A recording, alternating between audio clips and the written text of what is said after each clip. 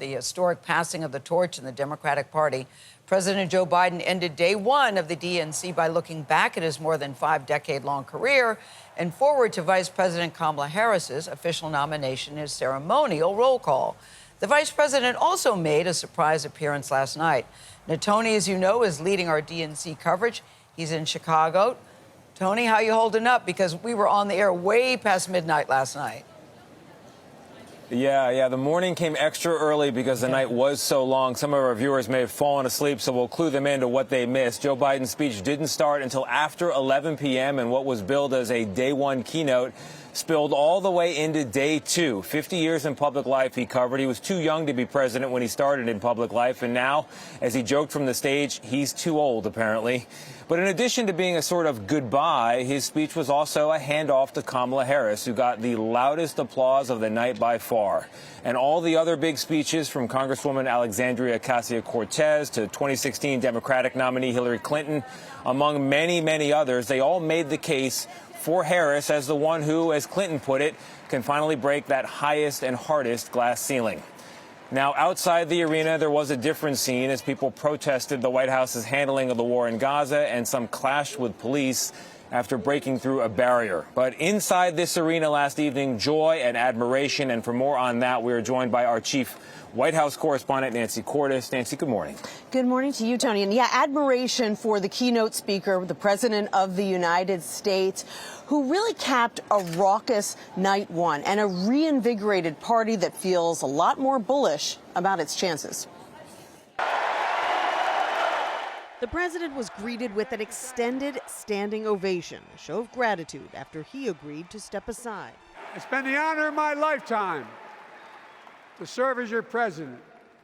I love the job, but I love my country more. Before a sea of "We Love Joe" signs, and with Kamala Harris looking on, President Biden addressed the convention that just weeks ago was planned for him, but now centers around his vice president. Selecting Kamala was the very first decision I made when I became our nominee.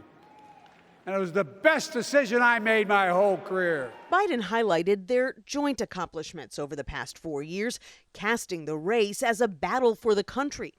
We saved democracy in 2020, and now we must save it again in 2024. Harris made a surprise appearance earlier in the night to pay tribute to the president. Joe, thank you for your historic leadership, for your lifetime of service to our nation, and for all you will continue to do. We are forever grateful to you. Night one of this convention was focused on the future and what a Harris presidency would look like, drawing a sharp contrast with former President Trump on abortion rights. Their policies give rapists more rights than their victims. That's not inconvenient. It's just plain wrong. The speakers also highlighted Trump's criminal record. Kamala Harris has a resume. Donald Trump has a rap sheet. The economy was another focus. The truth is, Don, you cannot love this country if you only fight for the wealthy and big business.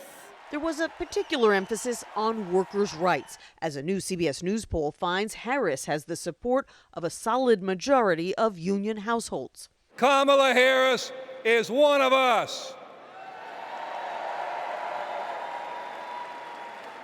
She's a fighter for the working class. And Donald Trump is a scab. And with Harris poised to potentially make history as the first woman president, former Secretary of State Hillary Clinton was there to remind Democrats of how close they got to achieving that milestone 8 years ago. Together, we've put a lot of cracks in the highest, hardest glass ceiling. And tonight, so close to breaking through once and for all. She warned them not to get complacent. Elections are unpredictable. No matter what the polls say, we can't let up.